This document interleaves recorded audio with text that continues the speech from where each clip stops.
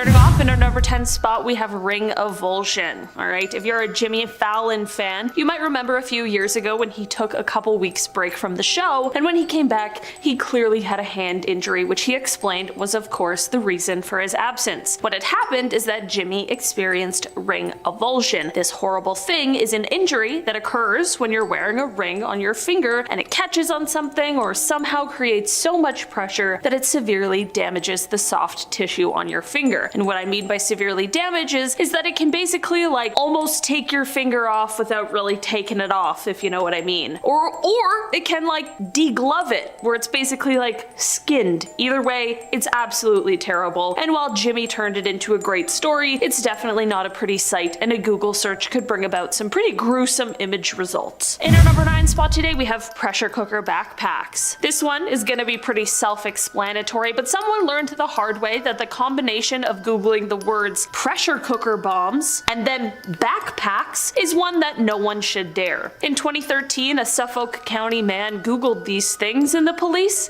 later showed up to his house. I mean, yeah, it's definitely a strange combination of things to Google one after the other, but in case it isn't just a coincidence, I'm glad someone is looking out for these kinds of things. In the end, after some investigation, the police were able to determine that there was no threat and that the man was just feeling a little curious that day. Sure, he also learned a very valuable lesson and likely regrets his search history. In our number 8 spot today, we have insider trading. Listen, I don't know anything about trading or stocks or anything like that, but I have learned to never Google the words insider trading in an international account. Someone else made this mistake and ended up paying the consequences. Back in July of 2017, MIT researcher Fei Yan ended up being arrested after he Googled that phrase and then allegedly purchased a bunch of stock. The arresting charges were 3 counts of fraud because federal prosecutors claimed that this stock that was purchased made him $120,000 in illegal profits. Apparently, this guy was using information that was obtained through his spouse's job, which gave illegal insight into certain trading options in order to make these trades, but not before Googling how to avoid law enforcement while doing it, and a bunch of other things that created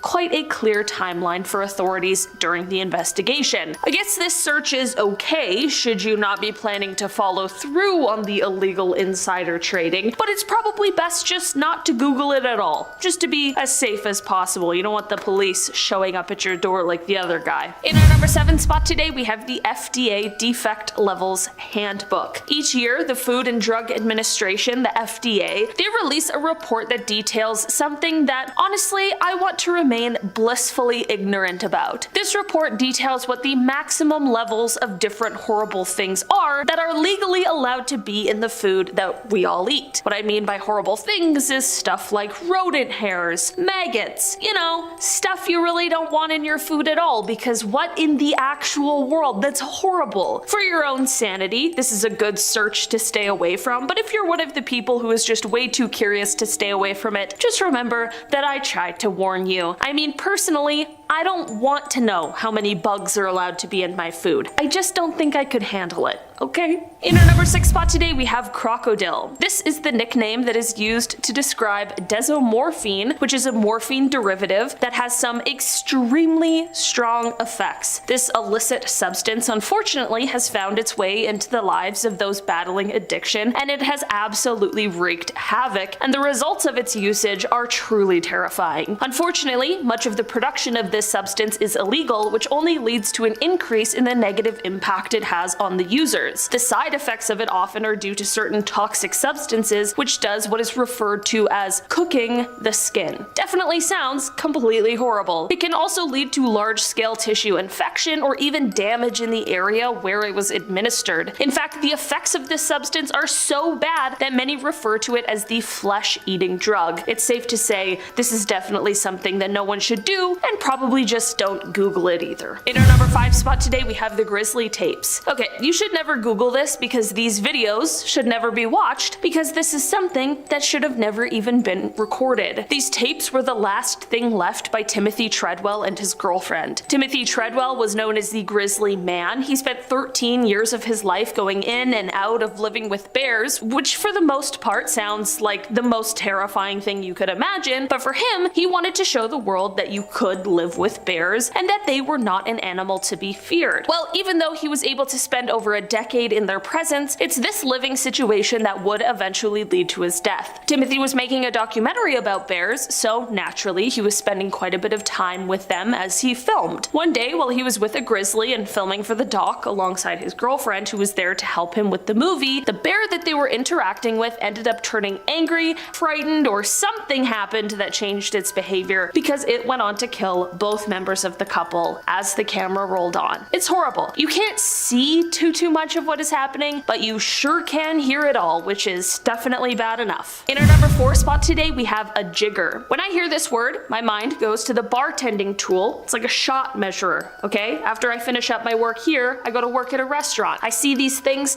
every week. They're my friend. If you were interested in perhaps purchasing some new barware, however, be careful with your search when using this term. While the tool is all fine and well, a jigger flea is nightmare fuel. These little insects with the same name as the trusty tool like to burrow into skin where they then lay eggs. Yeah, definitely don't want any images of that coming up in your search. I'm just trying to look out for you, really. Yeah, these small little parasitic guys are only 1 millimeter at first, and when they initially burrow into your skin, it might just feel like a little itchy or whatever, but as their abdomens swell with eggs, pressure can be created, and this pressure could press on nerves or blood vessels, which not only is just awful to think about, but can cause pain that ranges from mild to severe. All in all, just be careful what you Google, because not everything is what it seems. In our number 3 spot today, we have this Steve Irwin stingray video. Like, how random, honestly, but don't Google it. Like, why? This one really gets me right in the feels. Steve Irwin, best known as the crocodile hunter, was famous for his wildlife interactions, but as many of us know, this passion for animals and an interaction with one in particular sadly turned deadly. On September 4th, 2006, Steve was taking part in the production of a documentary series, Ocean's Deadliest. That day, there was some not so great weather, which led to a bit of a pause in the filming. Since nothing was really going on, Steve decided to take a bit of a snorkel into the shallow waters nearby, and they filmed as he did this. He wanted to use the footage in his daughter's TV show, Bindi the Jungle Girl. As they swam in the water that day, Steve approached a stingray that was about 2 meters large, or 6.5 feet, and he approached it from the back in order to try and get some footage of it swimming away. That is not what this stingray did though. Instead, it propped on its front and started stabbing wildly with its tail as a defensive response. Unfortunately, this caused one of the barb pieces to pierce Steve's heart, which unfortunately led to his death. Despite the crew members administering CPR and rushing him to shore, there was just nothing that could be done. It is believed that this was the only fatality from a stingray that has ever been recorded on video. This is, of course, just tragic, but it also led to a bit of a war against stingrays afterwards. For weeks after his death, stingrays were being found on the beaches of Queensland with their tails cut off. No one is sure if this was done as an act of revenge against stingrays everywhere or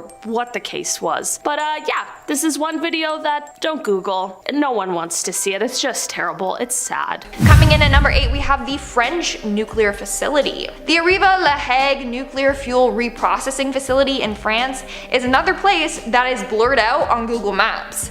This facility opened in 1976 and is responsible for treating nuclear fuel from several countries. Here's the thing though, this facility hasn't always been blurred out. By using the Google Earth History tab, you can see old Google Earth images of this facility. So now, why all of a sudden is it blurred out? What is going on there? Well, it may have something to do with the controversy it has received and the backlash it received from Greenpeace. Since 1997, Greenpeace has been trying to shut it down, saying that they dump 1 million liters of liquid radioactive waste per day in the ocean. That is severely messed up if that's true. Maybe that's why it's blurred out, so that people don't see what they're really up to with their nuclear waste. Moving on to number 7, we have the French prison. There are a number of prisons that are blurred out on Google Earth, including the Beaumet prison in Marseille. Now, why do they blur out images of prisons? Well, a couple of reasons. One, for privacy. But the main reason is so that the criminals don't know the layout of the prison. Basically, this prison wasn't always blurred. Following a successful jailbreak, France's Minister of Justice was like, why are there aerial images of this prison available online? And then that led to the prison getting blurred. But of course, you can still find older images of the prison on Google Maps that show what it looks like and its layout. In our 6th spot, we have the Antarctic Ice Shield. This is another pretty strange place to get blurred. But basically, halfway between Australia and Madagascar, there is a 22-kilometer long blur in the middle of the Antarctic Ice Shield.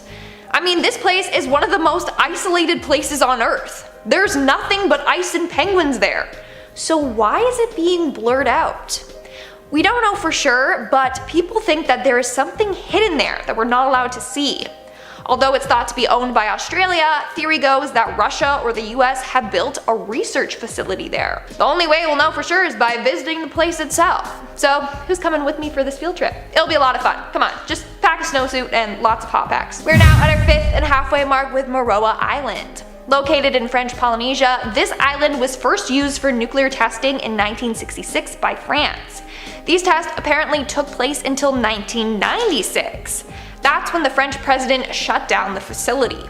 Why? Well, Greenpeace found out that these tests were polluting the water as far as Peru and New Zealand. In fact, many locals in Tahiti have claimed they have been affected by the radiation from the tests. Nowadays, the island is off limit to visitors and is guarded by French forces, which is probably why half of the island is blurred on Google Maps. Or maybe it's because they're still doing these nuclear tests. We may never know. Moving on, at number 4, we have Elmira Correctional Facility. Elmira Correctional Facility, also known as The Hills, is a maximum security state prison in New York. This is another facility blurred on Google Earth. Why? Well, a number of reasons. 1, they have fears of an aerial attack. Number 2, they have fears that someone will use this information to plan an escape. And number 3, the prison is highly secure. Why would they want images of the building online for everyone to see? But it turns out that this location got blurred after a number of riots and mass escapes. Moving on, at number 3, we have North Korea. Okay, is it even shocking that North Korea has sections of its country blurred? I mean, they are so secretive, so this isn't a surprise at all. Now, the area that is blurred is along the country's western shore. So people have thought that they are hiding something there, maybe a secret military project. Who knows? I mean, hey, the country is hiding so many things. Like I said, this one doesn't really come as a surprise. In our 2nd spot, we have Pateo de los Naranjos. Located in Spain, this place translates to orange tree yard, and it is completely censored on Google Maps. No matter how close you try to zoom in on the map or the area close by, you won't be able to see anything. Why? Well, there's a lot of government buildings located there, so it's blurred out for security and privacy reasons, which makes sense. Many government or military buildings are blurred out on Google Maps for similar reasons. And in our number 1 spot today, we have Jeanette Island. Located in Russia, this island is said to contain a secret Russian military base. If you type this island into Google, you'll find a whole lot of nothing. Legit, it just looks like a bunch of water. It's not even registered on Google Maps as an island. When you type in its coordinates, you will see a message that says this island is unavailable. Now, before it was removed from the maps altogether, it wasn't even blurred out. It was actually blacked out. Like there was a full-on black mass just covering it. But when you zoomed in, you could see this icy mass, and that's all. According to Reddit user Exoplanetary Science, he said, and I quote, "Google rarely blacks out without reason. A search through Google Earth shows that this has been permanently blurred out, even in images dating back to the 1980s. I'm going to guess there's a concealed Russian military base located there, and possibly quite a substantial one."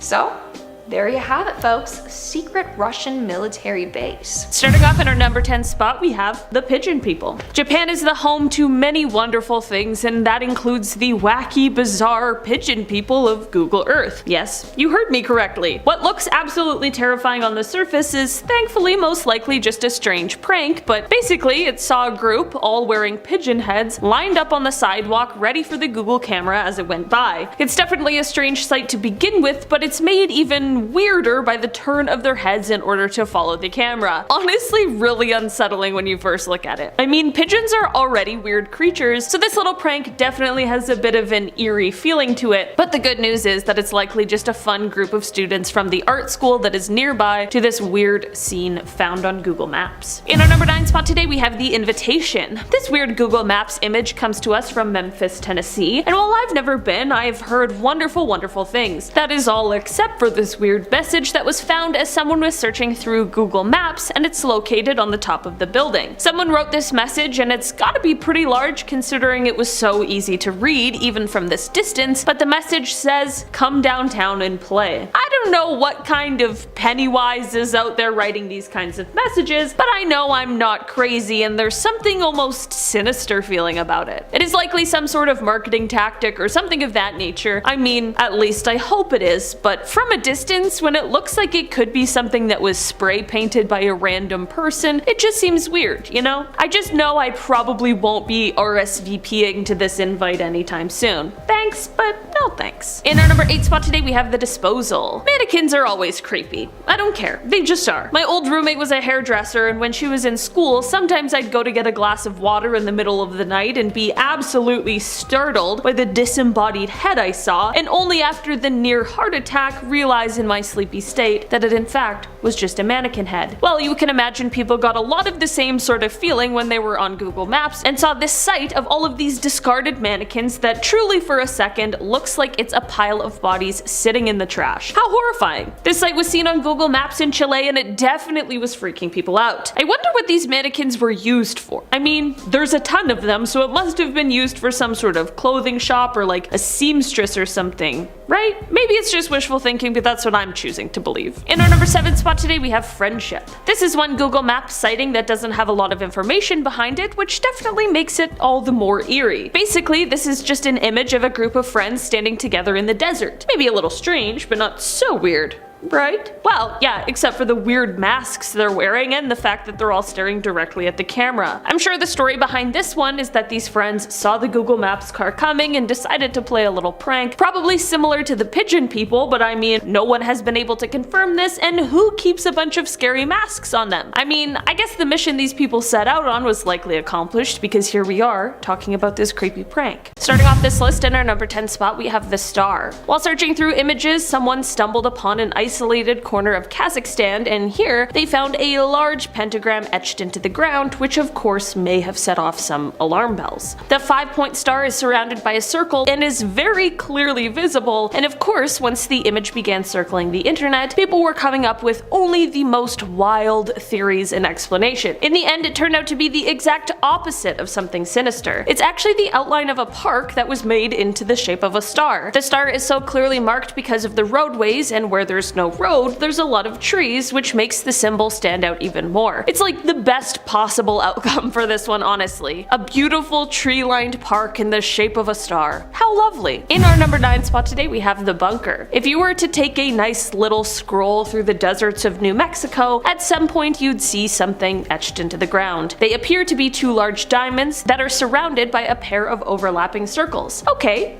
Likely not a naturally occurring situation, so what could it be? Maybe an ancient geoglyph? Maybe some sort of cool secret Area 51 style place? No, of course it's just allegedly the site of some hidden bunker that belongs to the Church of Scientology. Apparently this cult uses these symbols to guide Scientologists who are returning to Earth after fleeing a planet's Armageddon. Okay.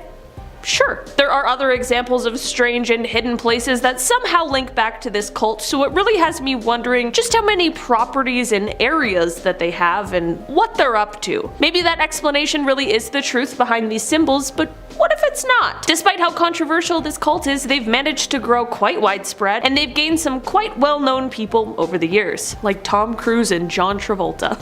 So random. In our number 8 spot today, we have The Cauldron. Google Earth can basically take you anywhere except for the areas they of course have blocked off for a variety of reasons. And when I say basically anywhere, sometimes I mean even the most absurd places, including right to the edge of a boiling cauldron of lava. That's right, you can head right to the edge of the volcano that is located on an island in the Vanuatu chain in the South Pacific. It is cool because it's likely the closest I'll ever get to seeing this kind of view in real life, but it's also terrifying to look into that cavern that's filled with bright, hot magma. Like, even just looking at this photo, you can almost feel the heat and the panic of being at the mouth of a volcano. Very cool, but also very scary. In our number 7 spot today, we have the Nevada Triangle. This image from Google Maps captures a spooky symbol that is lurking in the deserts of Nevada. I think conspiracy theorists have forever ruined triangles just in general, but this large one with all the circles inside, coupled with the minimal answers on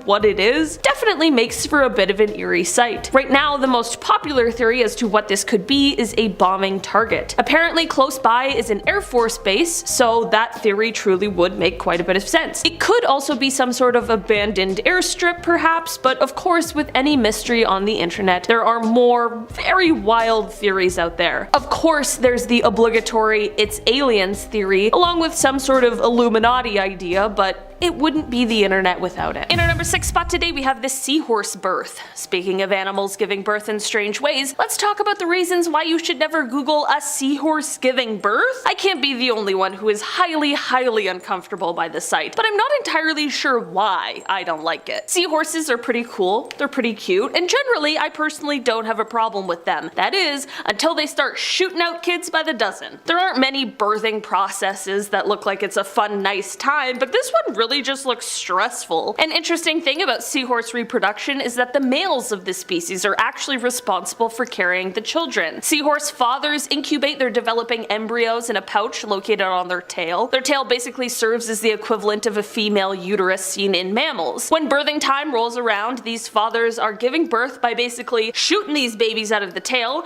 but there's thousands of them. It looks like the seahorse is having contractions or maybe something similar. Definitely not a scientist, but with every contraction, thousands of tiny little baby seahorses pop out, and while the miracle of life is a beautiful process, it also leaves me feeling really uncomfortable. Super happy for the new dad and all, just don't want to be flooded with seahorse birthing videos, personally. In our number 3 spot today, we have the Island of the Dolls. The Island of the Dolls is basically exactly what it sounds like, and while it is exceptionally creepy to look at, the story behind it is even more disturbing. The island sits in the canals south of Mexico City and is the home of many absolutely terrifying and mutilated dolls. Even in the daylight, dolls look creepy with their missing limbs and heads and weird beady eyes, but at nighttime, the island is nightmare fuel. The story behind this island is very tragic. It starts off with the only person on the island, Don Julian Santana, finding a body. He was of course absolutely beside himself over this gruesome discovery, and shortly after he saw a doll floating by in the water. He strung the doll up in a tree in order to appease her soul and to protect the island from evil. While this is an extremely dark story and the dolls are very creepy, I think we can all certainly understand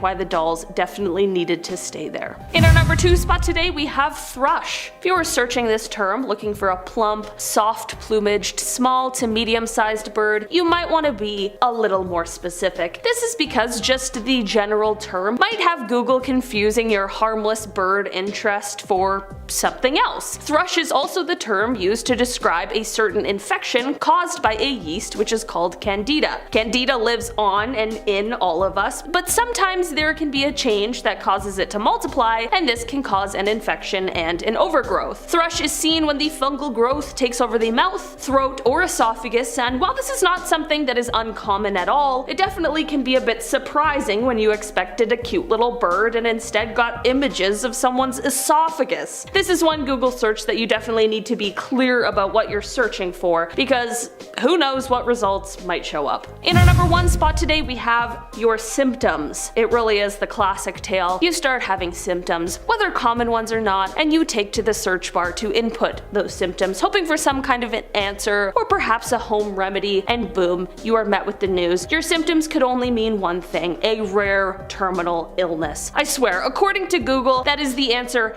every time, and to be honest, this could be quite dangerous in a multitude of ways. Firstly, the panic. It's It's always best not to send yourself into a downward spiral for no reason, and it is definitely true that a Google search is not the same as a real doctor visit. Now, I totally know that a doctor visit isn't always accessible to everyone, and sometimes we do have to rely on a bit of our own research to carry us through, but be wary of the results. Don't get too spooked at what you see come back, but if you do happen to get worried, it's always good to get a second opinion when you can. Starting off this list in our number 10 spot, we have the inside of your stomach. I'm not entirely sure why anyone would want to Google this, but if you're curious about some of your intestinal anatomy, you perhaps are looking for a nicely colored diagram to learn more about what's going on in your own body, but unfortunately, that's not all that comes up on one of these searches. Googling the inside of your stomach will have some image results of, well, the inside of your stomach. What did you think? It's exactly what you asked for, but let me be clear, that is not a sight for everybody. Looking at these images would definitely make quite a few of us sick to our stomachs, unless you're a medical student or a professional, or just know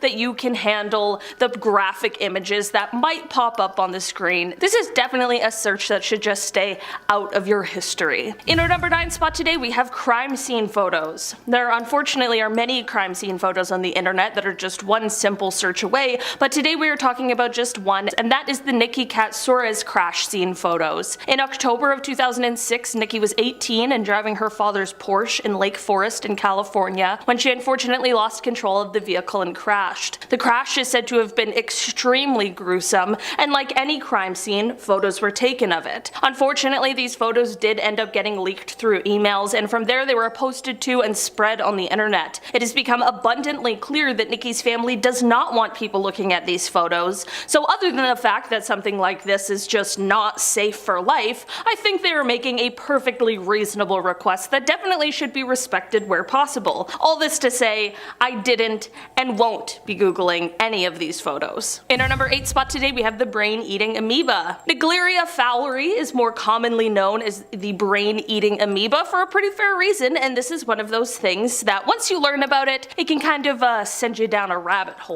Alright, we've all been there. This parasite is single-celled and thrives in warm bodies of water. It can enter the human body when water that contains the amoeba enters the nose. It will then travel from there via the olfactory nerves, and within a few days, symptoms will begin to present themselves. The parasite can cause a brain infection known as meningoencephalitis, which can cause severe brain inflammation. How was that for a one-time, just one shot? Pretty impressive. That's a big word. Symptoms will start with a fever, a headache, some nausea and vomiting, and a stiff neck. Eventually though, the symptoms will progress into lack of attention, loss of balance, seizures, hallucinations. The parasite will most likely put the host into a coma, and almost 100% of the people who have been infected have lost their lives. This is all to say, this terrifying parasite is one that I would refrain from Googling unless you just want to be totally freaked out about its existence. I know I just told you about it, but don't Google, because it only gets worse from here. In our number 7 spot today, we have the dark web. Just one of those really self-explanatory things. The dark web has stuff on it that we don't even want to begin to think about. And not only this, but just casually trying to access the dark web is likely to have you being added to some kind of internet watch list somewhere. A search for the dark web might reveal some odd conspiracy theories that might get you roped in. It might show you some horrific content you definitely don't want to see, or you might even see yourself getting hacked or a virus, or who knows, any of the other disgusting stuff that lurks on the dark corners of the internet. Who am I kidding? I feel like the dark web takes up more space on the internet than I want to know. All I'm saying is, hi, how are you? Let's all stay on this side of the internet, the fun, nice side, where we talk about creepy stuff, but we don't do creepy stuff. Know what I'm saying? In our number 6 spot today, we have calculus bridge. At first I thought this was just like a terrifying math problem or something, but as it turns out, it really is just a dentist's nightmare. In the dental world, the word calculus means something very different. Basically, what dental calculus is, when you don't properly brush or floss dental plaque away, it can combine with the minerals that are in your saliva and eventually turn into calculus. While regular plaque can be brushed away, you definitely need professional help in order to get rid of calculus. Now, calculus bridge is like a step up from regular calculus. According to Doctor of Dental Surgery Gary Schlotterer, quote, "A calculus bridge occurs when tartar or calculus builds up so much that it connects with the adjacent teeth and forms a solid bridge of deposits. You can visually see this bridge due to its brown or tan color along the edge of the teeth by the gum line, but of of course, when we Google this term, images is only going to show us some of the most severe cases, which can see the bridge extending into the gum line or further along the surface of the teeth. Unless you're particularly interested in dental hygienics, this might be a good search to just stay away from. In our number 5 spot today, we have a chicken laying an egg. What came first, the chicken or the egg? Well, I'm fairly certain it was the egg. We can discuss that all later, because what we are discussing right now is why you should never Google a chicken laying an egg. I feel like this is hopefully pretty self-explanatory, but it's definitely a strange sight. You'd be surprised how much chicken egg laying content there is out there though. I mean, one of the top results when I searched this was a YouTube video called "Chicken laying an egg!" and then in parentheses, close-up 3, which I think insinuates a close-up 2 and 1, and I'm just gonna say it. Who needs 3 separate parts of close-up shots? That's weird. Anyway, some things I think are better left to the imagination, and some are best just not being thought of at all. And I think this counts as one of those. In our number 8 spot today, we have pillows under a microscope. This one may seem a little specific, but just you wait. Pillows are the thing we rest our weary heads on every night to get our 8 hours. Who am I kidding? Most of us are getting what? 4? Regardless of whoever sleeps the most or the least, our pillows all are going to be looking a little similar. The pillow seems so inviting, so warm, so cozy. It's a safe place, right? Wrong. You get up close to that thing, view it under a microscope, and you reveal all the other things that also like to rest their little heads on it. Under a microscope, the common house dust mites that lurk on many of our pillows become alarmingly visible, and as we speak, there's probably more than you'd like to know living on yours. These guys like to live on your pillow because their favorite food is your dead skin cells. Yeah.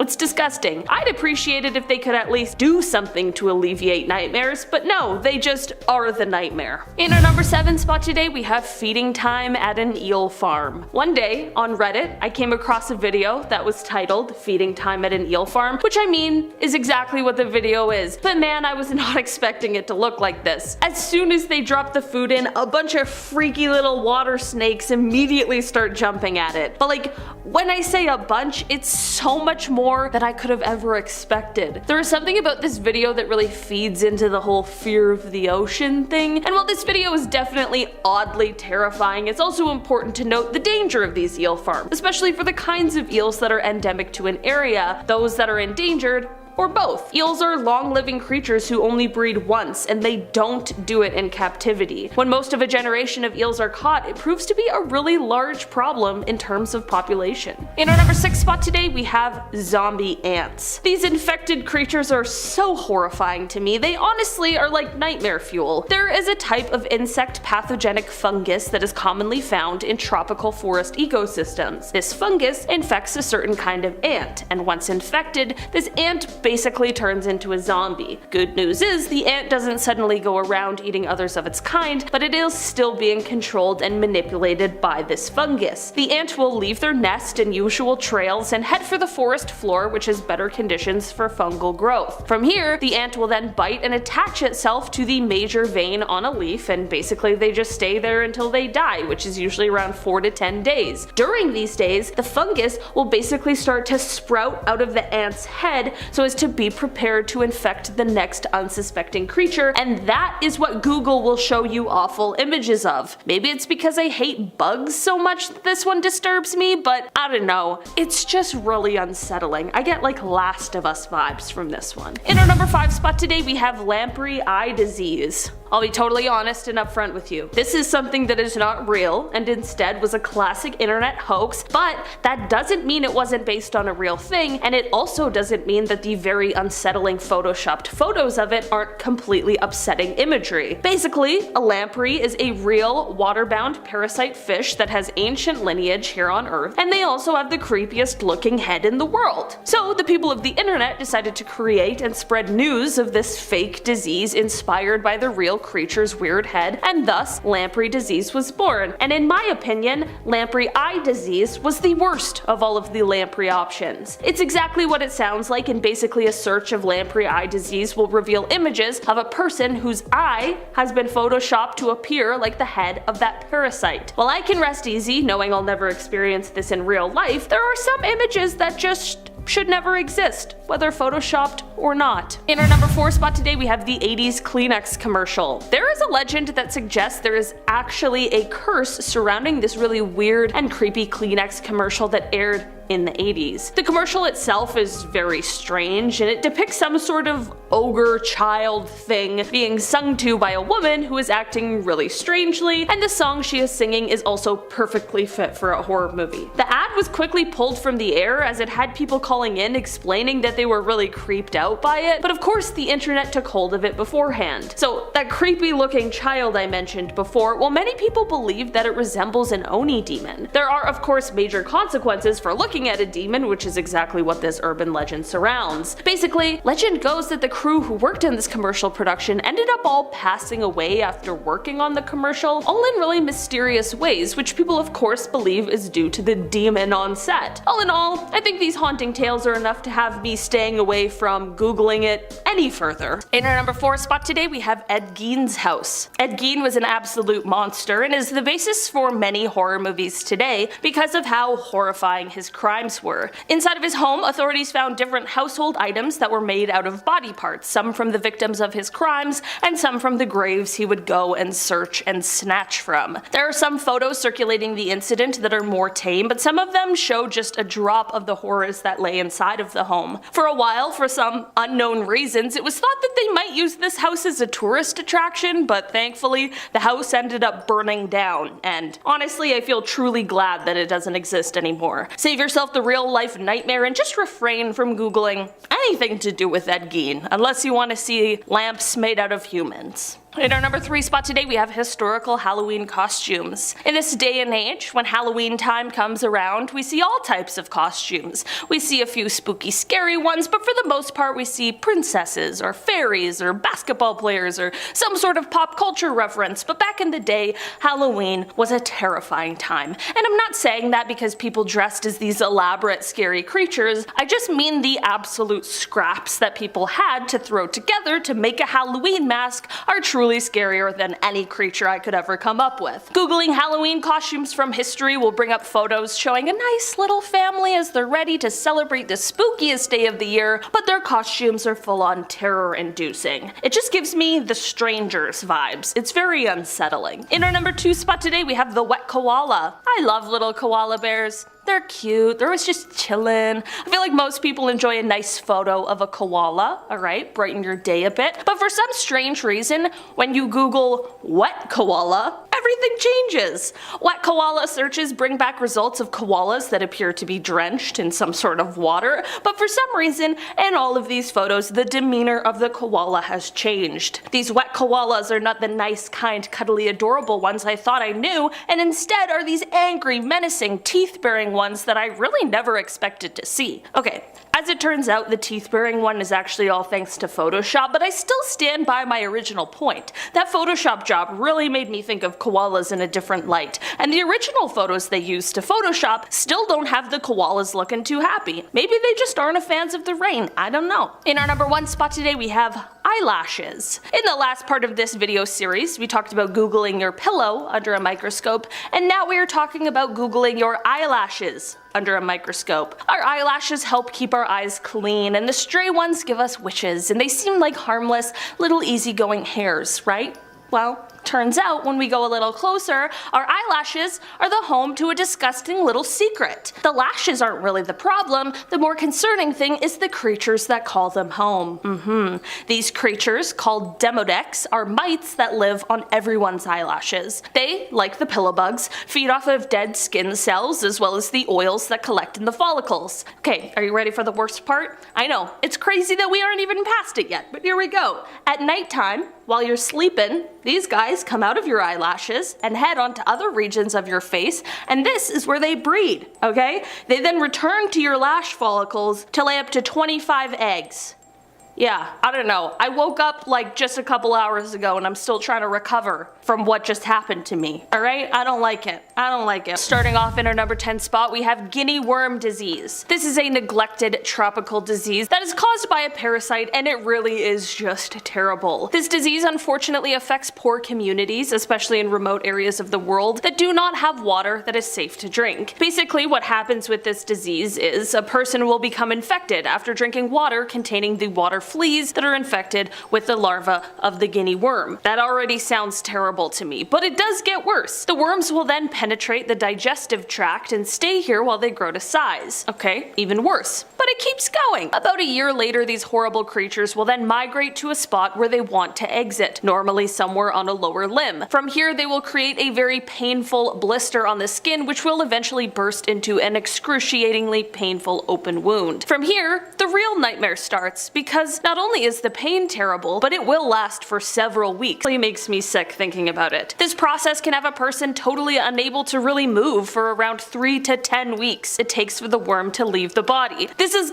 complete nightmare fuel. At this point, there isn't a treatment or prevention for this disease other than having access to safe water, of course, which should be a reality for every human. In good news, however, the number of cases of this has dropped drastically since the mid-1980s, and hopefully it could be on its way to eradication. All in all, unless you want a complete horror show and some awful imagery burned into your brain forever, maybe skip the Google search of this one. Alright, I told you what you need to know. In our number 9 spot today, we have locked-in syndrome. We've all heard of sleep paralysis, but what if I told you that there was a worse, scarier version of it? Locked-in syndrome is like sleep paralysis, but the awake version. It's a condition which renders the patient completely unable to move, aside from vertical eye movements and blinking. The patient is completely conscious and aware of what is happening, and able to communicate with eye movements, but everything else is, well, locked in. The cause of this is due to damage in the lower brain and brain stem with no damage to the upper parts. This can happen from things like poisoning, a brain stem stroke, a traumatic brain injury, or a lesion of the brain stem, as well as many other factors. The scariest thing, however, is that there is an even worse version called total locked-in syndrome, where the patient isn't even able to move their eyes. Unfortunately, most people who experience this never have any significant motor function return, as there really isn't a cure. There have been people who have made a spontaneous full recovery though, so there certainly is hope. But aside from this hope, learning about this sent me down a total rabbit hole of similar conditions I had no idea about. I don't know how people get through medical school, learning about the multitude of horrifying things that could potentially happen to a person. In our number 8 spot today, we have trypophobia. This word was really coined or created back in 2005 when someone posted about it on an online forum, and although it is not an officially recognized disorder, it is possible to be diagnosed as a specific phobia in extreme cases, and it's a thing that many of us experience on some level. Basically, Wikipedia describes trypophobia as, quote, an aversion to the sight of irregular patterns or clusters of small holes or bumps. This means that a Google search of the word will have all of the worst images for someone experiencing trypophobia popping up right at the top. It's honestly so strange how something like this could make such a large number of people horrifically uncomfortable, but alas, it really does. Scientists aren't quite sure how trypophobia really developed. There's quite a limited understanding of it due to limited research, but right now the leading theory is that it is possible that it could be a bit of an evolutionary revulsion where we as humans associate this sort of imagery with disease or poison or other danger. Well, that is pretty fascinating. I'm just warning you. The results could be nauseating. I'm like mid-level trypophobic. I feel like I experience mild discomfort seeing these images, but I know for some people it's full-blown horror. If you're a trypophobe though, you might want to skip this next point. In our number 7 spot today, we have the Suriname toad birth. Okay, so these little toads. Suriname toads are these flat, leaf-looking amphibians from South America, and they find their home in the rainforests of the area. That is all fine. Frogs are kinda cute. That is, until it's time for these guys to reproduce. That is because during mating season, the males will deposit dozens of fertilized eggs onto the females' backs. Okay, a little unusual, not too bad. Well, until that female's skin starts to grow around these eggs like bubble wrap to keep them safe. For the next few months, the eggs develop in these little special enclosures, but once it's time for birth is where the real horror starts. These little guys eventually just erupt from the back of the mom. It's just a horrifying birthing experience. And if you have trypophobia, phobia, like we just talked about, then this is truly a worst nightmare. To anyone, this is a pretty disgusting sight, but that fear will only heighten the dramatics of this one. There are plenty of videos of this birthing process all over the internet, and while some of these videos definitely went viral, it's for all of the wrong reasons. In our number 4 spot today, we have the Wandering Black Hole. The James Webb Telescope is one of the most exciting space tools of all time, and it has already revealed some incredible information and photos to us in its debut year. But in order to fully feel how incredible these things are, we have to remember where we came from. The James Webb was preceded by the infamous Hubble Space Telescope. The Hubble walked so James Webb could run. Since its launch into low Earth orbit in the 1990s, this space telescope has been delivering us amazing space discoveries, and this one is a bit of a frightening one. Back in 2017, the Hubble located a black hole, which is already frightening, but this one was peculiar. That is because they found out that this one was being pulled or manipulated by gravitational waves. Basically what this means is that at some point, this black hole is going to escape its own galaxy and begin roaming the universe. Black holes are bad enough. I don't want them to start wandering around. Turns out, however, that this really is a possibility, and it's happened in more than this one instance. Googling these wandering black holes is sure to send anyone into a doomsday spin. The good news, however, is that despite this black hole weighing approximately the same as 1 billion suns as it flies through space at 5 million miles per hour, it's estimated to be about 8 billion light years from Earth, so at this point, we're pretty safe. In our number 3 spot today, we have the Amazonian giant centipede. These centipedes are the largest centipede species in the world, with the ability to grow over a foot. These gross things will prey on basically anything they can, which includes other large insects, spiders, millipedes, scorpions, even tarantulas. But because they're so huge, it also includes small lizards, frogs, snakes, mice, and even bats. They have crazy hunting techniques for the largest of their prey, and have been known to climb on the ceiling of caves in order to get the bats, which is both incredible and very scary. These things are also venomous, and while it hasn't been a common occurrence for humans to die from a bite, there is one recorded incident that took place in 2014. This incident happened in Venezuela, and a person passed away after being bitten by one of these giant centipedes after it had hidden itself in an empty soda can. There are a lot of dangerous things crawling around on the forest floor of the Amazon, but this one might take the cake on the most disgusting looking. In our number 2 spot today, we have invisible fire. A lot of these horrible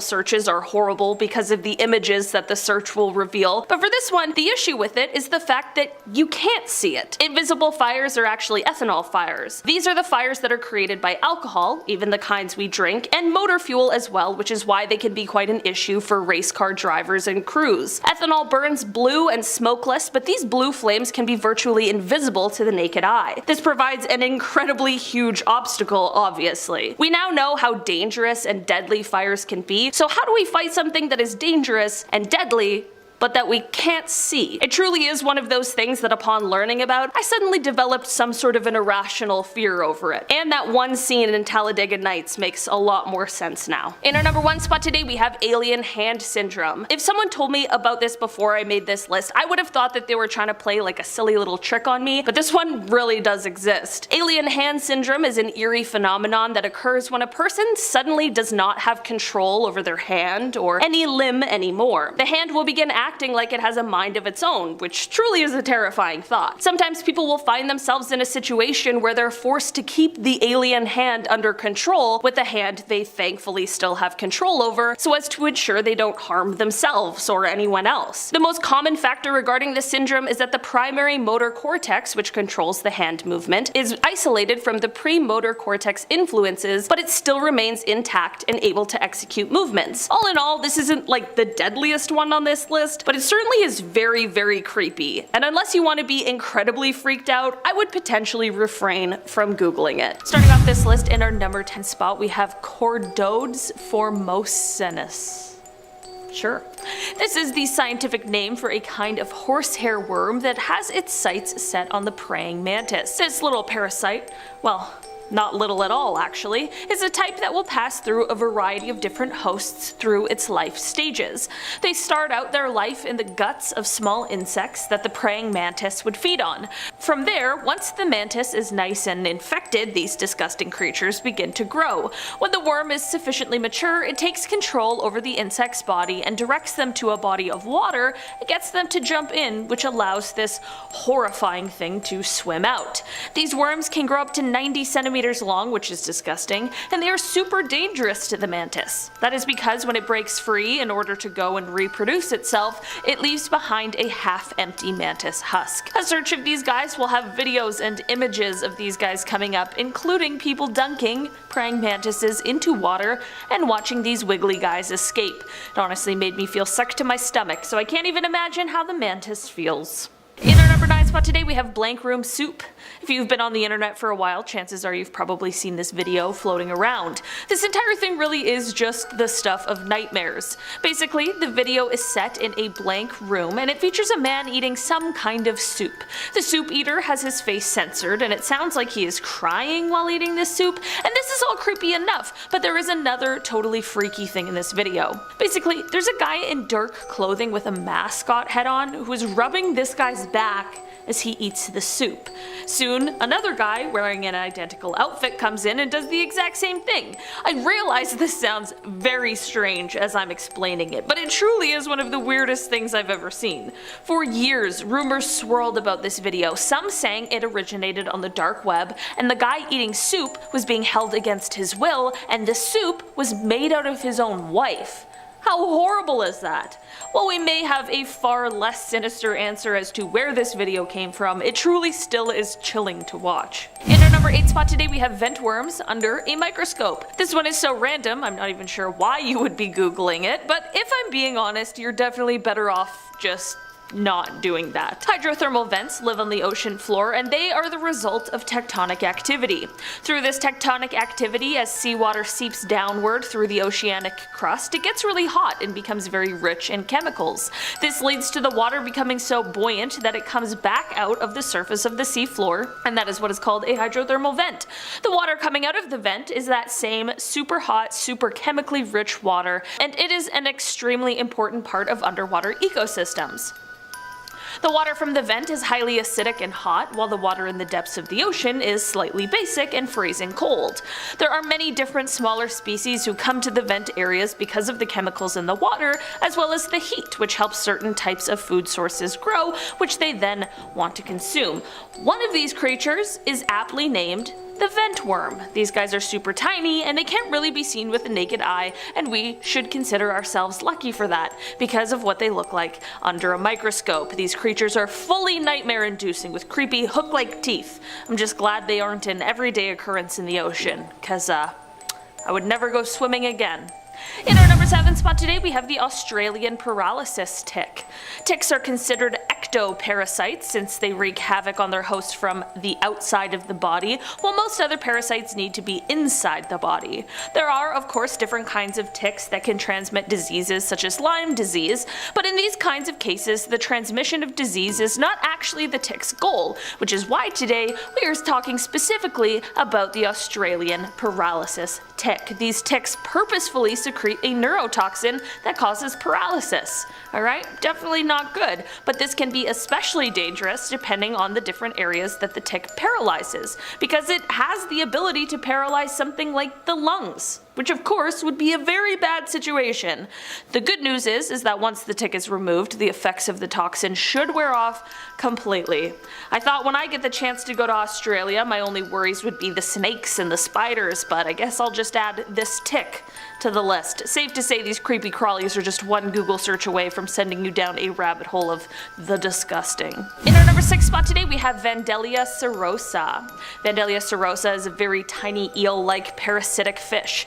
Yeah, I guess this is just a parasite list now. This is what happened. I googled one of these guys and then went on a spree. That's why I'm warning you against it. These guys feed on other fish by swimming into their gills, where they then began drinking their blood, which gave them the nickname vampire fish. Vampire fish can also enter the human body through any orifice it finds. okay? And it will drink human blood as well. They have backwards facing spines, so they will lodge themselves wherever they enter the body. After filling up on their tasty meal, they usually end up passing away there, but they are bloated from eating so much. This means that surgery will be required in order to remove it, and depending on where it ended up, this surgery has varying degrees of difficulty, if you get what I'm saying. Orifices, surgery, it's not good. In our number 5 spot today, we have the hagfish. There are about 76 different species of hagfish, and some of them are known to live as deep as 5,500 feet below the surface of the ocean. While hagfish isn't particularly the best name in the world, they are also known by the equally disgusting name of slime eels. These creatures definitely are pretty horrendous to look at, no offense to them. Rather than a mouth with a jaw, these strange-looking creatures instead just have a ring of razor-sharp teeth. Really love it. They use these teeth to burrow into the flesh of dead whales on the seafloor, and once inside, they then basically just stay there and eat their way from the inside out. That is all horrible enough, but what's worse is how they got their slimy nicknames. Basically, their body produces a sort of goop that is used to ward off predators. If they are stuck in the clutches of a terrifying predator, they release what is described as, quote, copious amounts of this slimy goop that is designed to clog the mouth or gills of said predator, which will hopefully have them releasing these little devils.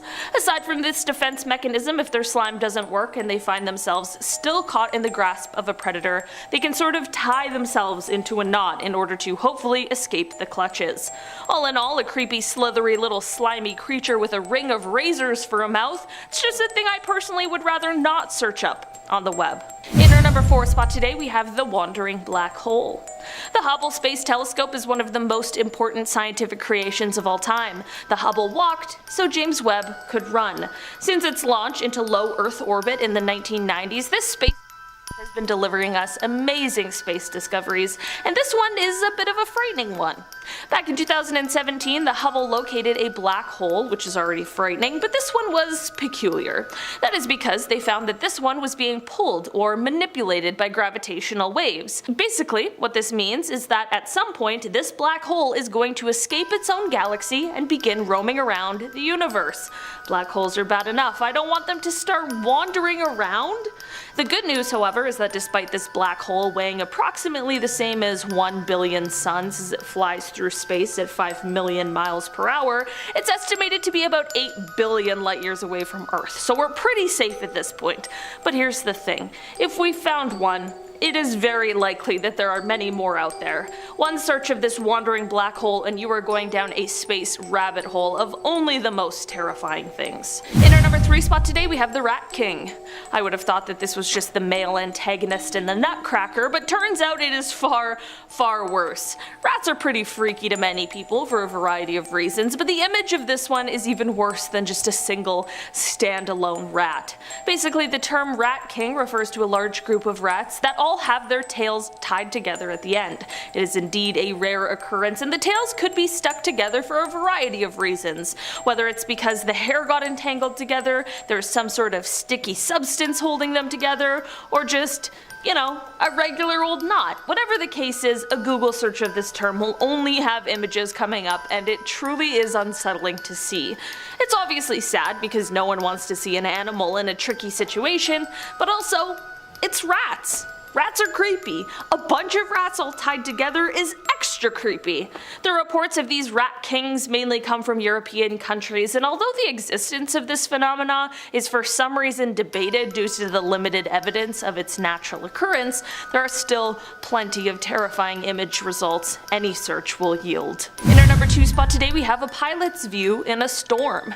Taylor and I were on a plane this week, a few actually, so when I found out about this via watching a video, I was thankful I hadn't seen it before our flight.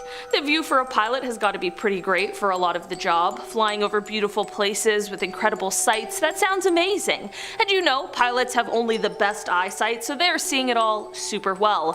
Flying at night, however, well, for pilots, I'm sure it's totally fine and normal, but when the average passenger catches a glimpse of what they are seeing, especially when the weather isn't exactly being kind, well, it was definitely enough to totally freak me out. A Google search of what a pilot sees when flying at night through a snowstorm isn't exactly a comforting sight. In fact, it's absolutely terrifying. It looks like we're traveling to another universe, not just barreling through our skies. I of course trust the pilots who have the training and the expertise, but it's just very unnerving to know what they are seeing while I'm just passed out with my neck pillow, you know? In our number 1 spot today we have the hairy frog. Last time we talked about some weird frogs, today we've got another kind. This frog isn't poisonous, it isn't growing eggs out of its back. These frogs simply just are hairy, and it is so unsettling. The Central African Trichobatetrachus robustus. These frogs, they're often referred to as the hairy frog or the horror frog, which I really agree with. These frogs have the unusual feature of having a thick mane of hair that is seen on their flanks and hind legs in the males of the species. According to experts, many believe that this feature is useful to the frogs because it could help them to stay underwater for longer periods of time. This proves to be extremely useful when they're tasked with guarding the female's eggs. This isn't the only weird feature of these frogs, however. Unfortunately, frogs also have claws. These bones burst through the toes of their hind legs, and it is said that they are used in quote interspecific combat.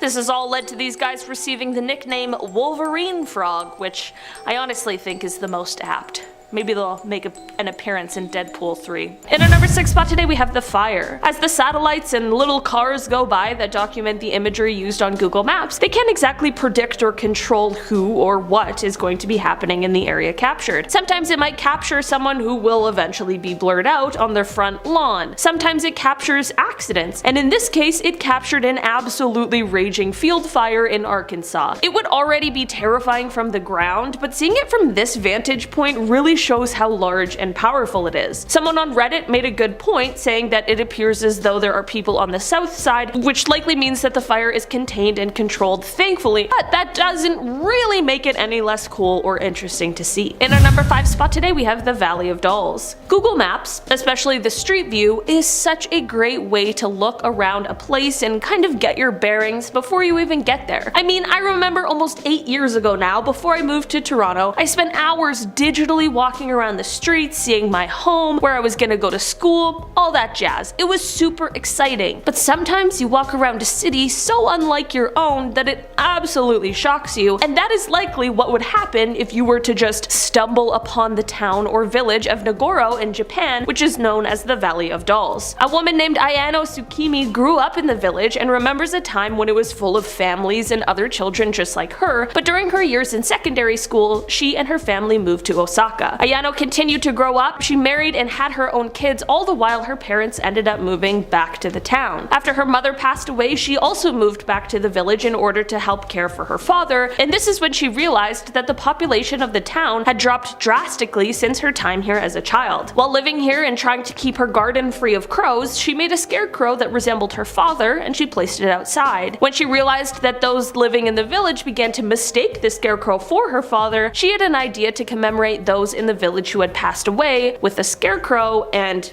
boom, $350 later, the town became an attraction for travelers and journalists. It's a bit eerie to peer through on Google Maps, but when the full story is revealed, it gets way less sinister and actually kinda sweet. In our number 4 spot today, we have the Costa Concordia. The Costa Concordia was a huge ship with 17 decks, 6 restaurants, and a 3-story theater. The ship was big enough to hold a whopping 4,200 passengers, so there were a lot of people on this boat on January 13th, 2012. On that day, the boat's captain wanted to sail a little closer to the island of Isla del Giglio than he normally would so that he could impress and salute the residents. He turned off the ship's alarm for the computer navigation system, which turned out to be just as terrible of an idea as you would think it is. He thought he knew the waters well enough to navigate by sight, but when the ship struck an underwater rock, things took a deadly turn. The ship capsized and sank, which unfortunately ended up taking the lives of some of the passengers on board. The captain, who was responsible for the accident in the first place, made one more awful mistake when he abandoned ship while passengers were still stuck on board. The recovery for the ship was the largest of its kind, as the huge ship had been entirely dismantled. You might be wondering why on earth I just told you an entire shipwreck story, and that is because both the wreck as well as the subsequent rescue efforts were visible on Google Earth for quite some time. The satellite imagery probably isn't even as near as terrifying as it must have been to be close during those terrifying days, ways, but it does give us an idea of the size of this disaster. In our number 3 spot today, we have the crater. Space is very cool, but for every cool and interesting thing I learn about it, I also learn one equally or even more terrifying thing about it as well. It's a very scary place, and we truly have no control over the powers of it, which is exactly why this startling image found on Google Earth is an unsettling one. Somewhere in northern Arizona, there is a mark that is like an Earth scar, and it serves as a reminder of a 50,000-year-old meteor strike. When I call it a mark or a scar, I am greatly understating it, as this thing is a huge crater known as the Barringer crater. It's the result of a 150-foot slab of nickel iron that smashed into the Earth with the exploding force of 2.5 million tons of TNT. Yeah, this sure makes me glad I wasn't around 50,000 years ago. This natural disaster caused this natural landmark that serves as our reminder of just how small we really are. In our number 2 spot today, we have the scene. This is an image that went viral with people saying that if you typed in these certain coordinates, that you will see what people think is a man dragging a body down a dock and leaving a bloody trail behind. That would be gruesome,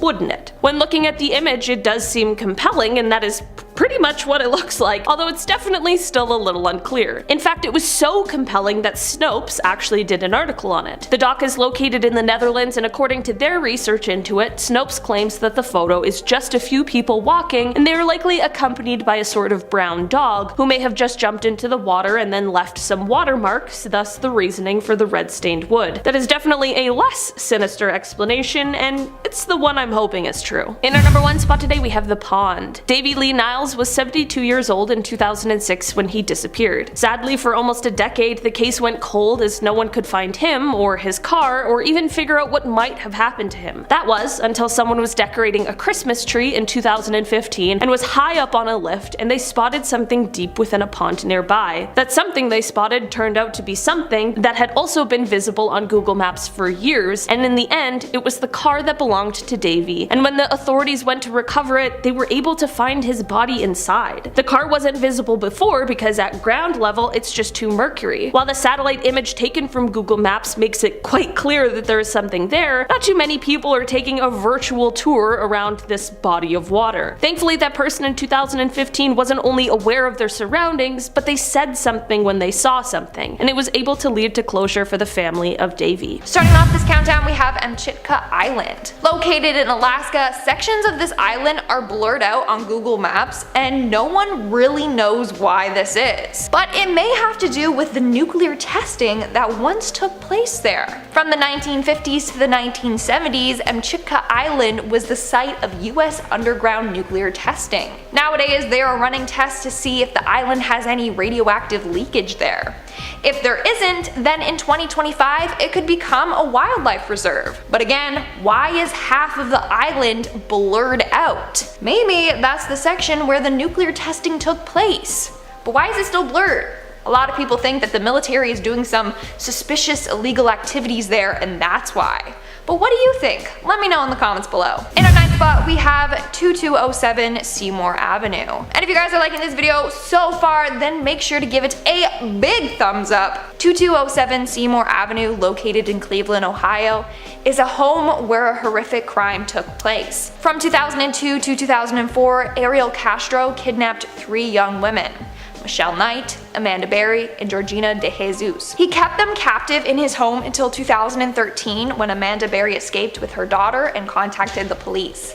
The police came to his house and rescued the other women. Castro was arrested within hours. He was sentenced to life plus 1,000 years in prison without parole. Due to the disturbing crimes that took place at his home, Google Maps decided to blur his house.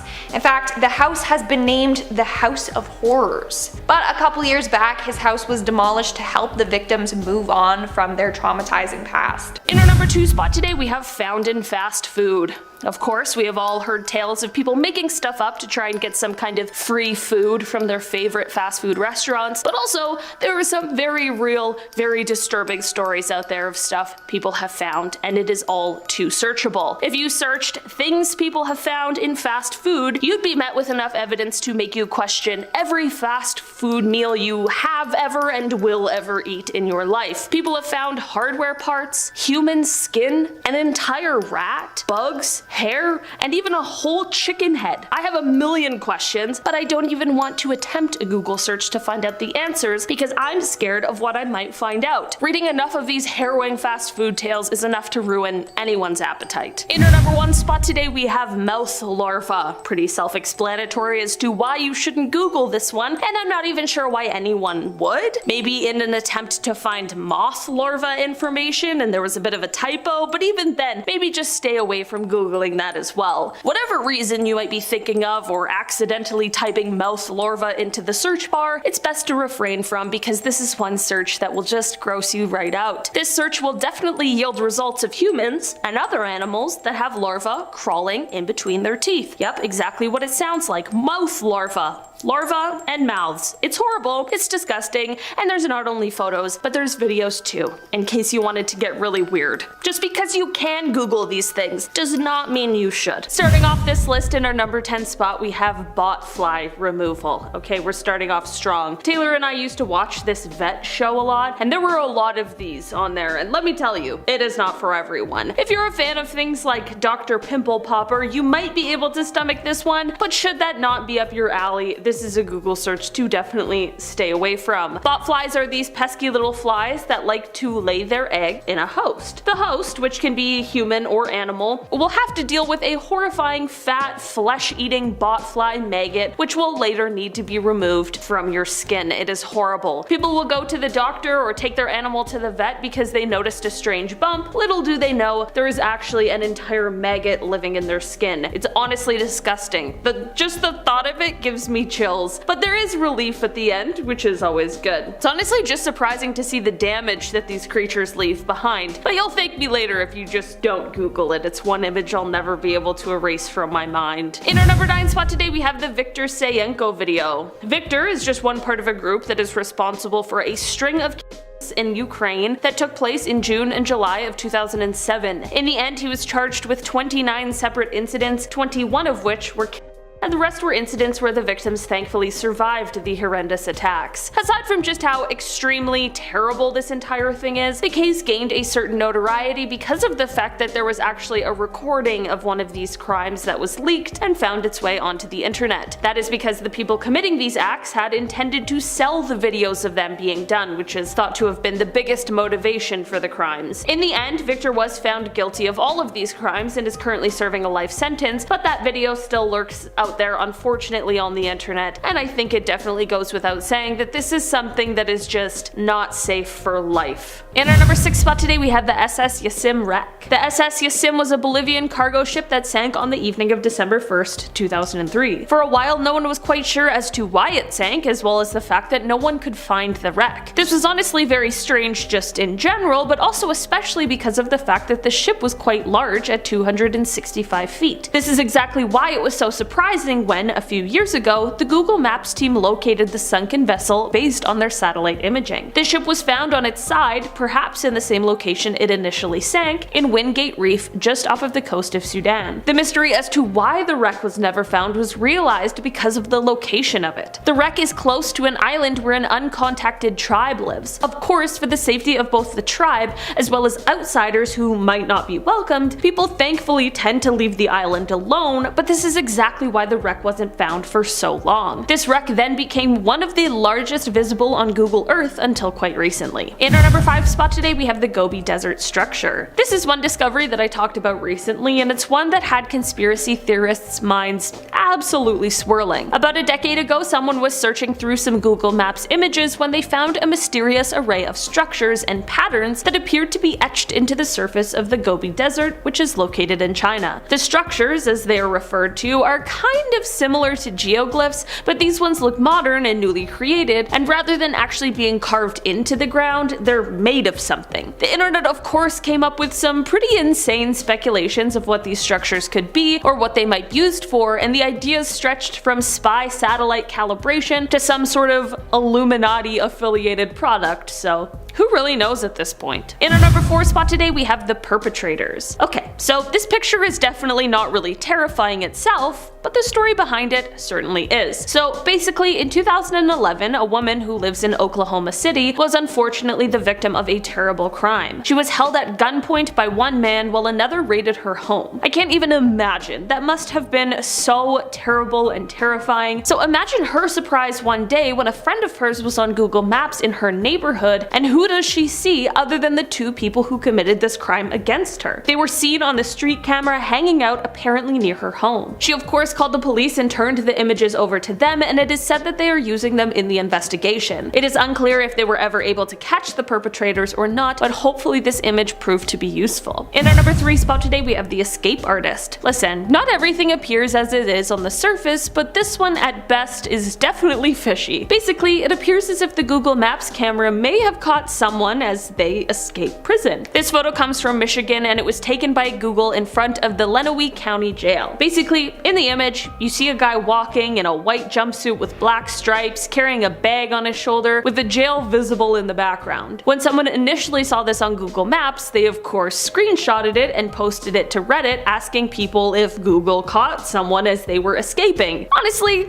we aren't exactly sure, but it is entirely possible that this inmate was just a trusted one who was on some kind of work duty where they were doing some work outside of the fence. Perhaps whoever was supervising just wasn't in the view of the Google car. Either that or this guy's the most calm escapee I've ever seen. In our number 2 spot today, we have caught red-handed. In 2008, a young man in Holland was biking home when 2 men ended up ambushing him, and they stole his bike, phone, and the cash he had on him. First, authorities were having trouble finding who the 2 men were that did this to him because of a lack of evidence, but just 6 months later there was a break in the case. The boy was looking at the street view of where the incident happened, and as he explored just a little bit, he found that the Google Maps car camera had captured the moments just prior to this terrible incident. That means that the camera captured the faces of those who had stolen his belongings. He ended up calling the police, who then called Google and asked for the unblurred versions of the photos. When Google delivered them, the police realized that they were able to directly identify the pair in the photo, who were a pair of 24-year-old brothers. Who knew that Google Maps could help bring people to justice? In our number 1 spot today, we have the cold case. This is one thing that was discovered on Google Maps that is really similar to a story that I covered in part 1 of this series. Basically, in 2007, someone was on Google Maps when they spotted something in a body of water that appeared to them to be a car. It turns out that they were right, and they helped the authorities solve an over 20-year-old cold case. Apparently, a man named William Molt was reported missing from Florida on November 7th, 1997. He never returned home after a night out, and police had been searching for him ever since. Once that person in 2007 brought what they found to the police, they were able to investigate, and they found the missing vehicle. Inside was a body that they were finally able to identify as the missing William. It truly is a very tragic story, but at least he was finally found so that he can be returned to his loved ones and they can have some closure to the story. Are humans born evil, or do our life experiences corrupt us into turning that way? It's a question we've been asking since the dawn of time. One thing is for sure though, humans have done some pretty despicable things, so let's take a look at some of the worst crimes in history. And we're going to start off with Issei Sagawa. This was a notorious Japanese criminal who is known for taking lives and consuming human flesh. He's known for ending the life of René Hartevelt in Paris in 1981. In 83, he was deemed unfit for trial by French medical experts and was initially held in a psychiatric institution before being deported to Japan in 1984. But upon his arrival, he was ruled sane by Japanese authorities, who decided his only problem was a character anomaly, and that he did not require hospitalization. Yeah, eating people, just a little character quirk, you know? Now, unfortunately, Japanese authorities were unable to get his case files from their French counterparts, who considered the case closed, leaving Issei to walk free. Now, he made no secret of his crime, and capitalized on it as he wrote a memoir entitled In the Fog, where he reminisced about the crime in vivid detail. Despite the heinous details of the homicide and his lack of remorse, Issei gained a level of celebrity and regularly gave interviews to domestic and international media in the years after his return. He displayed no apparent sign of remorse or reform, telling Vice in a 2013 interview as he looked at posters of Japanese women, "I think they would taste delicious." Yeah, thankfully he died of pneumonia in November of 2022 and can't hurt or profit off anyone ever again. Next up, we have Angela Simpson. In 2009, Angela Simpson lured Terry Neely to her home with the promise of fun bedtime activities and illicit substances. Once inside the home, though, things took a very dark turn. Angela tormented the man for over 3 days, during which time she pulled the man's teeth out of his mouth and drove a nail into his head. And even more disturbing, she did all of this while Terry was seated in front of a mirror, so he was forced to watch all this play out. On the final day of the ordeal, Angela strangled and stabbed the man more than 50 times before dismembering his body and setting his remains on fire. In April of 2012, Judge Paul McCurdy sentenced Angela to natural life in prison plus 14 years for the homicide. The additional 14 years were given to Angela for convictions of abandonment of a body and kidnapping. During a prison interview after her sentencing, she was asked if she had any regrets. She replied that she only regretted that she did not make the torment last longer. Her exact words were, "Not at all, why would I be?" During the interview, Angela said that Terry bragged to her about the number of people he'd put in jail by snitching, but the Phoenix Police Department had no record of Terry ever being an informant or telling on anyone. Still, Angela remained insistent that he was a snitch and that he got what he deserved. She also expressed that she was upset that she wasn't able to end the lives of any more snitches. Next up, we have Empress Wu. Empress Wu of China was on the throne from 690 to 705, and she was the only woman in China's history to have absolute rule. But she's not remembered in the best light. She was a cruel, merciless empress who enjoyed tormenting and ending the lives of others. Chinese history paints Empress Wu as a demonic woman who connived her way to power through homicide and deceit. In fact, historians at the time claimed that she, quote, killed her sister, butchered her elder brothers, murdered the ruler, and poisoned her mother. She is hated by gods and men alike. She's believed to have ended the lives of thousands of people. Her reign came to an end in a coup in 704. Members of her court forced her to yield power to her exiled son, Zongzong. In 705, she was in poor health and died. Her memorial tablet, which she had commissioned when she was an empress, was left purposefully blank, so future historians could compose an epitaph detailing her accomplishments, but over 1,000 years later, it still remains blank, her legacy completely unwritten. David Parker Ray. So this guy was a kidnapper, a tormentor, and suspected serial slayer, though no bodies were ever found.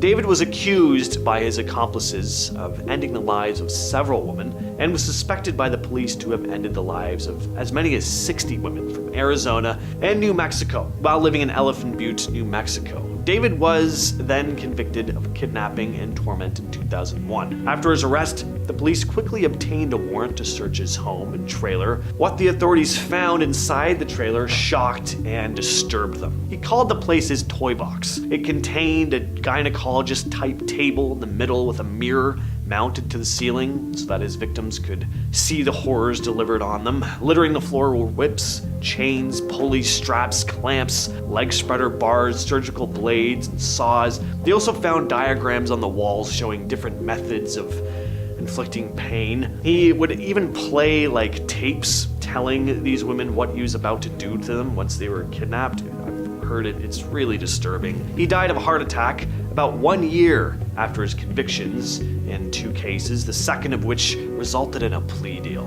Next up is Bela Kiss. This was a Hungarian serial slayer who lived in the beginning of the 20th century. In 1903, Bela began plotting his horrific crimes. He would place personal ads in newspapers claiming to be a lonely widower looking for marriage under the alias Hoffman. He would use this method to correspond with women and managed to convince some of them to give him their money and assets. Then he would lure them to his house so he could strangle them to death with rope or even his bare hands. Now, not only was that disturbing, but Bela sought to preserve the bodies of his victims. Specifically, he would pickle his victims' bodies in large steel drums filled with wood alcohol, methanol. He'd also drain the blood from the necks of his victims, earning him the nickname the Vampire of Sincata. He ended the lives of approximately 24 women. Tamerlane the Great. So this 14th century conqueror of Western, Central, and South Asia was known as Timur, and he considered himself to be a descendant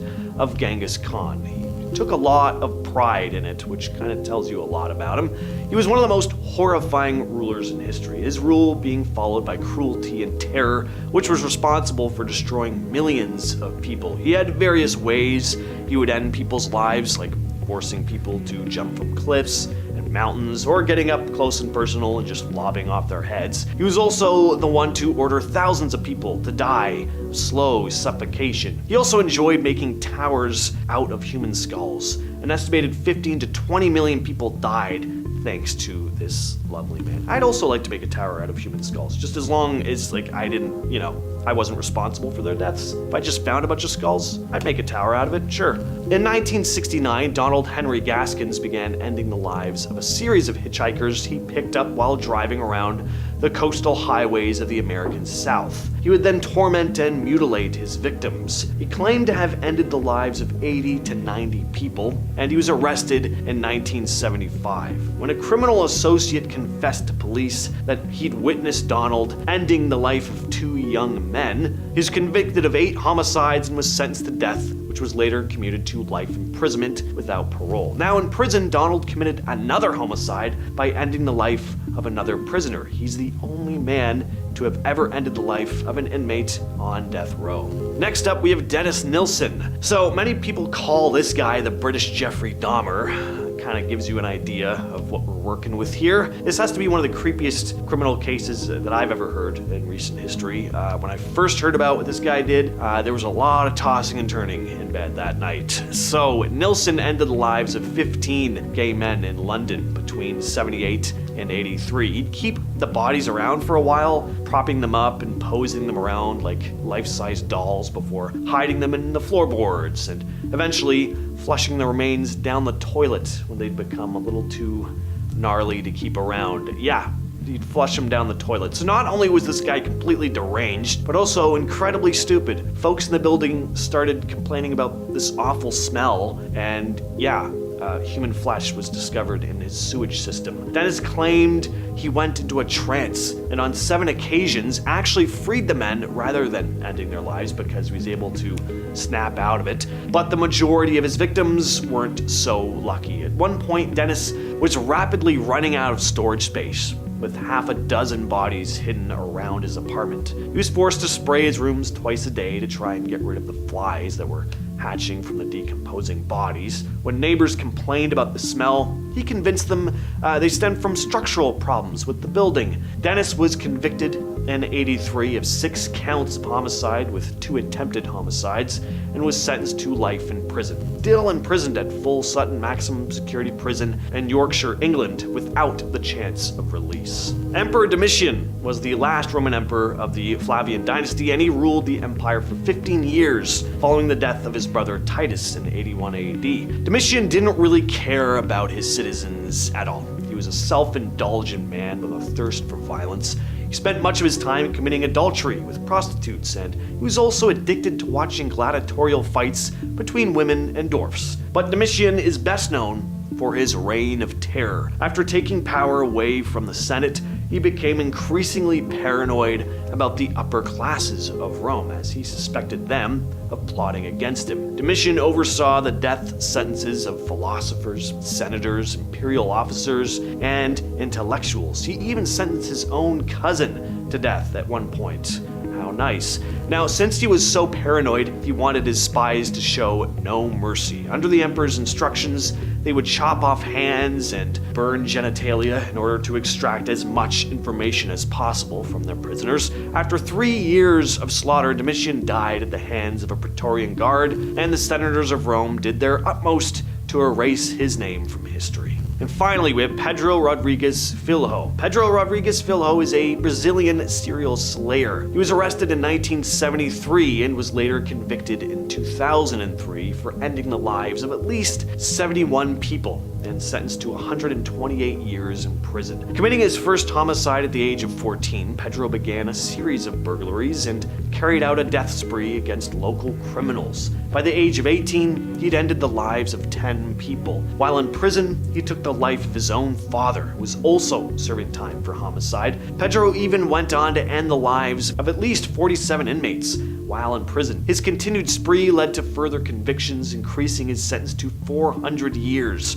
But he was later released from prison in 2007 after serving 34 years. Then he was rearrested in 2011. Following his second release in 2018, he started a YouTube channel called Pedrojino Ex Matador, commenting on modern crimes, campaigning against gang violence, and teaching the public not to be proud of criminal acts. But on March 5th of 2023, he was shot and died of his injuries. Alright, who do you think was the worst on this list? Let us know down in the comments. Cold cases leave you with this awful feeling in the pit of your stomach. It's this unsettling reminder that good doesn't always triumph over evil, that the world can be a cruel place and sometimes the innocent have to pay the price. Today, we're talking about some of the eeriest unsolved mysteries. We're going to start off the list with the Springfield 3. So it's June of 1992, and two friends, Stacy McCall and Susie Streeter, have just graduated high school. They go to their graduation party and leave at around 2:15 a.m. Their plan is to spend the night at another friend's place, Jane Kirby, and then go to a water park the next day. But Jane's place was too crowded, so they decided to sleep at Susie's mom's place. The next day, Jane and her boyfriend headed to the water park as planned. They waited around for a bit, but no sign of Susie or Stacy. Eventually, they went over to the house to see what they were up to. They knocked, no answer, knocked again, nothing. They didn't seem to be home, but the door was unlocked and all of their cars were parked outside. A few hours go by and then Stacy's mom, Janice, comes over to investigate.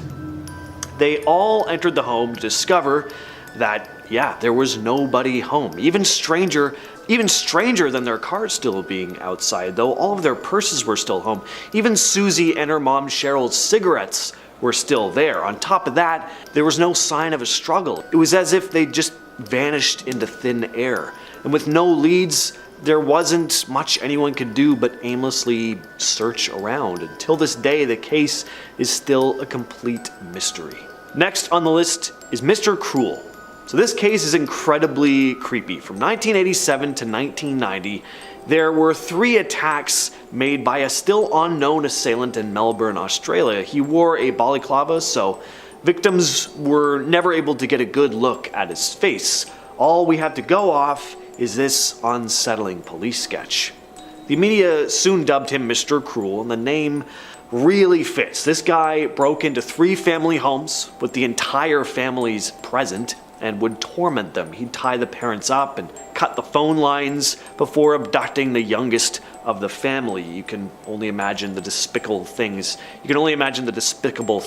this guy did after that. Now, fortunately, his 3 victims would eventually be released, but Mr. Cruel was never found or even identified.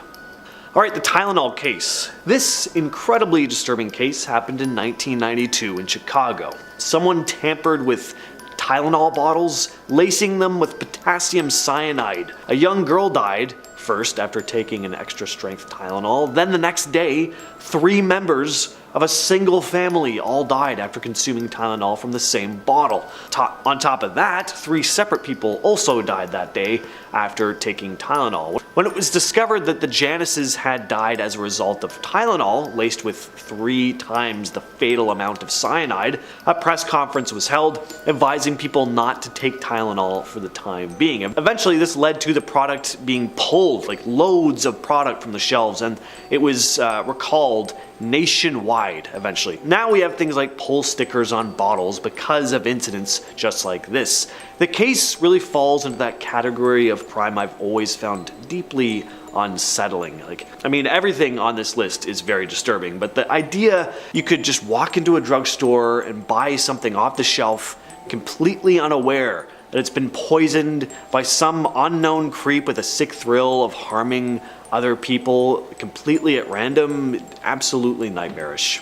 Next up, we have the case of Russell and Shirley Dermond. Russell and Shirley were an elderly couple living in Putnam County, Georgia. They lived in a very quiet, safe neighborhood. Nothing bad ever happened there. But sometime between May 1st of 2014, when they were last known to be alive, and May 4th, when they failed to show up to an event they'd planned to attend with their neighbors, the couple met a grisly end. One neighbor, growing concerned, decided to check on them. He knocked on their door and got no answer, but the door was unlocked. He eventually made a horrific discovery. Russell's decapitated body was lying in the garage, but Shirley was nowhere to be found. It wasn't until 10 days later that Shirley's body was found in a lake about 5 miles from the home. She'd suffered blunt force trauma to the head, and sadly the case was a total dead end. There were no witnesses, no evidence of a motive behind the attack, let alone a suspect, so the case remains unsolved to this day. Russell's head hasn't even been found. Next, we have the mysterious death of Robert Wan. So this is a very, very strange case. So on the night of August 2nd of 2006, Wan, who is a lawyer, was staying at the home of 3 friends, Joseph Prince, Victor Zaborski, and Dylan Ward, in Washington, D.C. That night he was supposed to sleep in a guest room, but he was found dead in the room from stab wounds. The 3 housemates called the police, claiming that an unknown intruder must have entered the house, but investigators found little evidence of any forced entry, and even stranger, there were no signs of a struggle, like as if one hadn't tried to defend himself at all. This meant he was likely incapacitated with a paralyzing agent before being stabbed. The other strange part was the lack of blood. There was none. There wasn't even any coming out of his wounds. It was such an oddly clean crime scene. Suspicion fell on Price, Zaborski, and Ward. They were later charged with obstruction of justice, conspiracy, and tampering with evidence, as it seemed they were not fully cooperating with the investigation. And during the trial, the defense maintained their innocence, though, arguing that Wan's death was indeed caused by some unknown intruder. In 2010, the 3 housemates were acquitted of the criminal charges. The judge noted that the prosecution had failed to prove their case beyond a reasonable doubt. Now, that's a pretty infuriating way for the case to end, because obviously these 3 housemates had something to do with Wan's death. But what was the motive? That's the question. Next is the case of the Setagaya family. On the night of December 30th, 2000, in the Setagaya ward of Tokyo, the Miyazawa family, composed of Mikio Miyazawa, his wife Yasuko Miyazawa, their daughter Nina, and son Rei, died in their own home at the hands of an unknown assailant. The crime was discovered on New Year's Day when a neighbor noticed bloodstains in the window of the Miyazawa residence and contacted the police. Authorities would find the lifeless bodies of the Miyazawa family, and it had been a pretty gruesome scene. All 4 family members had been bound, beaten, and stabbed to death. And the assailant stuck around for a while after committing the act. He ate some of their food, he cruised the internet for a bit, and left without taking any valuable items. Whoever this person was, they're still out there, unless they've died since. And it's frustrating because there was so much evidence at the scene. There was DNA and fingerprints everywhere, but somehow the perpetrator has never been identified. Alright, the Brandon Swanson case. This is yet again a completely baffling case. In southwestern Minnesota in May of 2008, Brandon Swanson, a college student, suddenly went missing. On the night of May 14th, Brandon was driving home from a party. At some point he got lost and then got his car stuck in a ditch. He phoned up his father trying to give him his whereabouts. His parents drove to his whereabouts and tried flashing their headlights, but Brandon said he didn't see them. So he told his dad, you know what, I'm just gonna walk to a nearby town to get some help. He could see lights in the distance that he believed was the nearby town of Lind. Dad then stayed on the phone with him as he walked towards the town. At some point during the call though, Brandon suddenly exclaimed, "Oh sh," and then went silent. They tried to call Brandon again, thinking the call had just disconnected, but they couldn't reach him. He hasn't been seen or heard from since. Next, we have the Florence Salon case. On a cool November morning in 2001 in Florence, Montana, a customer arrived at the hair gallery salon for a scheduled appointment. What they found was the scene of a deadly crime. 3 women were dead, including Dorothy Harris, the owner of the salon, Brenda Patch, a manicurist, and Cynthia Paulus, a customer. Their throats had all been slit. Once again, there was nothing to go off here. No witnesses, no clear motive or suspect, just 3 innocent women whose lives were taken seemingly at complete random. The case of Lori Deppes. Lori Deppes, a 20-year-old woman, disappeared on August 19th of 1992 from Menasha, Wisconsin. On the night of her disappearance, Lori had been working at a local photography studio and was last seen leaving her shift. She had plans to meet her boyfriend at his apartment later that evening, but never arrived. Well, she'd made it into the parking lot, but never physically into the building. People inside the apartment heard her drive up, they heard her car door shut, but that was it. She never came in. Her car was found in the parking lot of the apartment complex. A styrofoam cup of soda was on top of it, but no sign of Lori. And she's never been found. I can't imagine how completely devastating this would be and confusing, just awful. We always think of, if my loved one is, heaven forbid, goes missing, they'll probably be when I'm not around. They'll probably be somewhere off alone. But the fact that she was right there outside the apartment, like car in the parking lot, they heard her getting out of the car and then just poof, gone. Has to be absolutely maddening. Finally though, we have the infamous Yuba County 5 case. This is one of the most mysterious cases in the United States. 5 young men in Yuba County, California disappeared in 1978. Theodore Weir, Jack Hewitt, and Gary Matthias were a group of friends, all with intellectual disabilities of some kind. They disappeared after attending a college basketball game. After the game, the men were last seen at a convenience store. They had plans to return home to Yuba County, but they never made it back. Their abandoned car was later found in a remote and mountainous area called Plumas National Forest. The car was stuck in the snow and there was no sign of the men. It was determined that they'd walked away from the car, even though the weather was very harsh. In June of 1978, there was finally a breakthrough in the case. The remains of Ted were discovered in a trailer about 19 miles from where the car had been found. There was food and supplies in the trailer. Ware had seemingly died of starvation and exposure. This was very odd because the trailer was stocked with enough food to keep all 5 men alive for quite a while, and there was stuff there to make fire and everything, but none of that had been used. Then Jack and Bill were found the following day, about 11 miles from the car. And all that was left of Bill were bones, and Jack looked to have been partially eaten by an animal. Jackie's remains were found 2 days later, and as for Gary, he was never found. So what went on here? Why did they leave so far from the car and try and stay in this trailer? Why didn't they eat the food that was there? We'll likely never know.